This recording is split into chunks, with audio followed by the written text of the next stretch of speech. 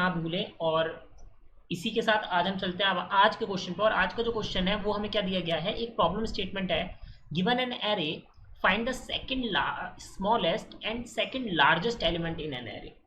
ठीक है, तो हमें क्या करना है, हमें सेकंड स्मॉलेस्ट और सेकंड लार्जेस्ट एलिमेंट को निकालना है एरे की, और प्रिंट करना है -1 in the event that either of them does not exist. अगर उनमें से कोई भी एग्जिस्ट नहीं करता तो हमें क्या करना है, हमें प्रिंट कर देना है -1 को। तो यार ये हमारा क्वेश्चन दिया गया है। आखिर अब हम इसे सॉल्व कैसे करेंगे उस पर चलते हैं। हमने अब तक ऑलरेडी हम इससे पिछले क्वेश्चन में ऐसा ही एक सिमिलर क्वेश्चन कर चुके हैं जो कि था लार्जेस्ट एलिमेंट, लेकिन इसमें अब हमारी बात की गई है सेकंड लार्जेस्ट, मतलब हमें दूसरे नंबर के एलिमेंट को निकालना है ना। तो चलिए अपने बोर्ड पे चल देते हैं और फिर से सॉल्व करते हैं आज के क्वेश्चन को।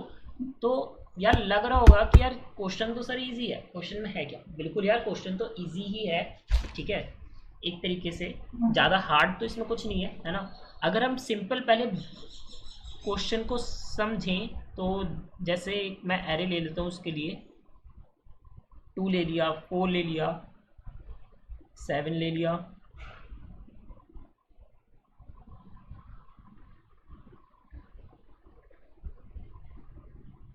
ठीक है 7 ले लिया, और ये हमने ले लिया 5। ठीक है, ये हमारा एरे है। अब इसमें से हमें सेकंड लार्जेस्ट निकालना है, तो सबसे पहले हम लार्जर देखेंगे। लार्जर है हमारा 7, सेकंड लार्जेस्ट कैंसिल हुआ, सेकंड लार्जेस्ट हमारा हो गया 5। ठीक है, तो हमें यार ये बताना है कि सेकंड लार्जेस्ट कौन सा होगा। तो अगर देखा जाए तो यार एक तरीका ये है, माइंड में आ रहा होगा सर ब्रूट फोर्स अप्रोच लगाते हैं ना, क्या टेंशन है।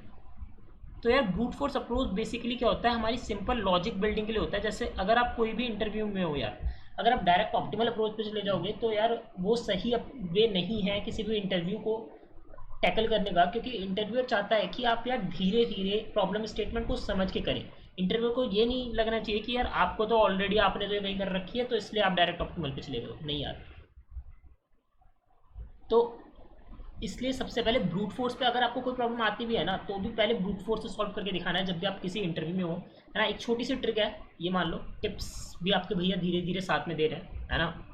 तो ब्रूट फोर्स अप्रोच पे अगर हम बात करें तो यार सिंपल आ रही होगी वही कि भाई सॉर्टिंग करते हैं भैया, सॉर्टिंग करके वो जो है हमारे इंक्रीजिंग ऑर्डर में आ जाएगा, और हम कह देंगे भाई पहला वाला n-1 तो हमारा लार्जेस्ट था, तो n-2 को हम कह सकते हैं कि भाई वो स्मॉलेस्ट होगा। हाँ भाई कह तो सकते हो, लेकिन क्या ये सही है, क्या ये स्टेटमेंट सही है, n-2 को हम कह सकते हैं कि यार ये स्मॉलेस्ट होगा। अगर सोचो कि भाई अगर एरे ऐसा हो लाइक 1 2 2 2 2, तो अब बताना, अब आपका सेकंड लार्जेस्ट कौन सा होगा, 2 होएगा या 1 होएगा, 1 होगा ना, क्योंकि 2 तो एक नंबर है जो हमारा ऑलरेडी लार्जेस्ट है। तो उसे हम ये कोई कह सकते हैं। हमें सेकंड प्लेस पे कोई पता है, हमें पूछा है सेकंड लार्जेस्ट एलिमेंट, तो एलिमेंट तो यूनिक होएगा ना, तो भाई यहाँ पे होएगा 1। तो हमारा क्वेश्चन इस केस में से गलत हो जाएगा, हाँ जी बिल्कुल गलत हो जाएगा। तो यहाँ पे भी ब्रूट फोर्स में भी हम क्या करेंगे, हम सिंपली सॉर्ट करने के बाद भी हमें क्या करना पड़ेगा, हमारा लार्जेस्ट आ जाएगा हमारा n-1 पे, उस लार्जेस्ट को हमें क्या करना पड़ेगा, हमें पीछे से चलाना पड़ेगा अपने लूप को, और जब तक वो ग्रेटर देन 0 है हम क्या करेंगे, हम उसे माइनस करते करते हम चेक करेंगे कि अगर array I does not equals to largest हुआ तो वहाँ पे हम अपने सेकंड लार्जेस्ट को निकाल के ब्रेक मार देंगे। ठीक है, तो ये यार ये हमारी, अगर देखा जाए तो इसमें टाइम कॉम्प्लेक्सिटी क्या है, टाइम कॉम्प्लेक्सिटी सॉर्ट के लिए n log n plus traversing in an array gives us n। तो क्या अच्छी टाइम कॉम्प्लेक्सिटी है, नहीं यार। क्या हम इससे बेटर कर सकते हैं, हाँ जी बिल्कुल बेटर कर सकते हैं। तो चलिए बेटर अप्रोच पे चलते हैं। बेटर अप्रोच क्या, जैसे हमने पिछले क्वेश्चन में लार्जेस्ट निकाला था, हमने एक इफ स्टेटमेंट बनाया था और इसमें हमने चेक करते हुए लार्जेस्ट निकाल लिया था। हम कहते हैं भैया एक लार्जेस्ट तो ऐसे निकाल दूंगा, और फिर सेकंड लार्जेस्ट के लिए क्या करूँगा, दूसरा एक और लूप चलाऊँगा उससे आउटर में, और जो है चेक करते करते सेकंड लार्जेस्ट के लिए निकाल दूंगा। बिल्कुल यार बिल्कुल निकाल सकते हो, है ना।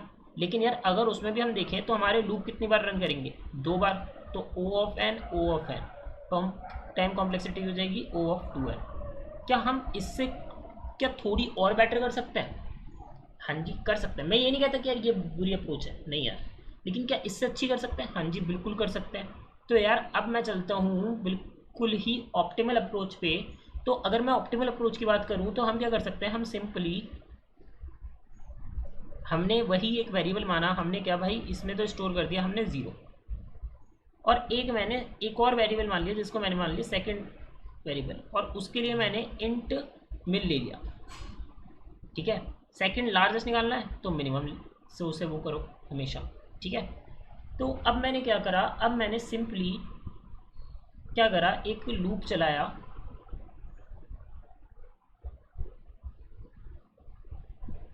और लूप कहाँ से कहाँ तक चलाया, लूप चलाया हमने अपना 1 से लेके n तक का।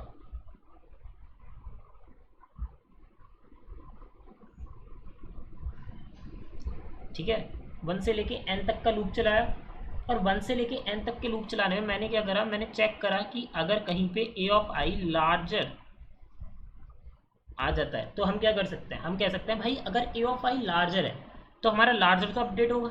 हाँ जी अपडेट होगा, लेकिन जो अब हमारा लार्जर है क्या वो अब लार्जर रहा? नहीं, तो हम उसे कह सकते हैं कि वो शायद सेकंड लार्जर हो सकता है। हाँ जी हो सकता है, तो हम उससे सेकंड लार्जर वाले वेरिएबल में अपडेट करवा देंगे लार्जर को, और लार्जर को दे देंगे एरे ऑफ आई। बात समझ में आई? आई थिंक आई होगी। ठीक है, लेकिन क्या यही इनफ है? नहीं यार, एक और कंडीशन हो सकती है। अगर सोचो कि भाई हमारा ऐसे ऐसे एरे चल रहा है, ठीक है, लेकिन कहीं ये भी तो हो सकता है कि ऑलरेडी हमारा लार्जर कहीं पे इतना बड़ा आ जाए। जैसे अगर सोचो एक वेरी एग्जांपल ले लेते हैं हम, 1 2 फिर 5 फिर 4। अगर हम देखें तो इफ़ कंडीशन यहाँ होगी तो ये वाला हमारा सही हो जाएगा, ये हमारा सेकंड लार्जर हो जाएगा। जब 5 पे आएगी तो ये हमारा सेकंड लार्जर आ जाएगा, और जब 4 पे जाएगी तो क्या वो इफ़ में जाएगा? नहीं यार, क्योंकि उसके पास ऑलरेडी लार्जर है। लेकिन अगर देखें तो ये सेकंड लार्जर जो हमारा है वो तो इससे छोटा है ना, बिल्कुल, तो ये हमारा सेकंड लार्जर हुआ। हाँ जी, तो इसके लिए एक इल्स एल्स इफ में हम एक और कंडीशन रखेंगे कि अगर हमारा ए और आई ऑलरेडी ग्रेटर है, लेकिन जो हमारा ए ऑफ आई अब की बार आया है वो बड़ा है सेकंड लार्जर से, तो भाई सेकंड लार्जर को अपडेट कर दो ए ऑफ आई से। आई होप समझ में आई होगी बात। और चलते हैं यार इसी के साथ हम कोड पे, और अच्छे से चीज़ को समझते हैं। ठीक है गाइस, तो कोड पे आ गया हूँ। ये हमारा फंक्शन है ना, क्योंकि यार मोस्टली जब आप किसी भी कोडिंग टेस्ट में होते हो तो हमें फंक्शन ही दिए जाते हैं, तो मैं फंक्शन पे ही बात कर रहा हूँ, है ना। तो मैंने क्या करा, मैंने एक लार्ज करके एक फंक्शन बनाया जिसमें मैंने एरे ऑफ 0 को होल्ड करवा दिया। ठीक है, और इंट करके सेकंड लार्जर, और इसमें मैंने इंट मिन। ठीक है, अब हम क्या करेंगे, अब अपना फॉर लूप चलाया हमने, फॉर लूप चला के हमने अपने n, और यहाँ पे हमने क्या करा, हमने इफ कंडीशन चलाई कि अगर एरे ऑफ आई ग्रेटर हुआ लार्ज से तो क्या करेंगे, सबसे पहले तो हम अपना सेकंड लार्ज बनाएंगे, क्योंकि हमें सेकंड लार्ज मिल गया हमारा, कि हमारा जो सेकंड लार्ज होगा वो लार्जर के, वो लार्ज के इक्वल हो गया। लार्जर की जगह लार्ज कर देता हूँ इसे। ठीक है, और लार्ज को हम अपना क्या कर देंगे, एरे ऑफ आई, है ना। लेकिन अभी मैंने एक केस की बात करी थी कि जिसमें क्या हो सकता है, ये भी तो चांसेस है ना कि एरे आई ऑलरेडी बड़ा है, मतलब लार्ज तो ऑलरेडी बड़ा है, लेकिन एंड एरे आई वो बड़ा है सेकंड लार्ज से हमारे। तो भाई क्या करेंगे, तो हम कहेंगे भाई सेकंड लार्ज को अपडेट कर दो एरे ऑफ आई से। तो अगर हम जो हमारा आएगा वो हम जो है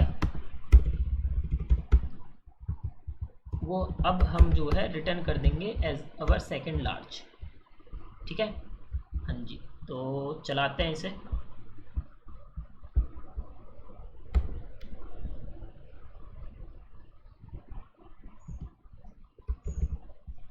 सिक्स 4 5। ठीक है, तो हमारा सेकंड लार्ज कौन सा है, सेकंड लार्ज हमारा आ गया 5। तो आई होप गाइज आपको समझ में आ रहा होगा। ऐसे ही हम सेकंड स्मॉलेस्ट भी निकाल लेंगे, तो वो ये मान लो आपके लिए होमवर्क है, तो सेकंड स्मॉलेस्ट आप निकालिए ऐसे ही फंक्शन बना के, ठीक है। थोड़ा सा आपको उसमें चेंज करना पड़ेगा, यहाँ पे आपको सेकंड स्मॉलेस्ट में इंट मैक्स से स्टोर करना पड़ेगा, और बस थोड़ी सी कंडीशन आपको चेंज करनी पड़ेगी एंड आपका जो है सेकंड स्मॉलेस्ट निकल जाएगा, ठीक है। तो इसके साथ ही मिलते हैं फिर से एक नेक्स्ट क्वेश्चन के साथ, और हमारे साथ जुड़े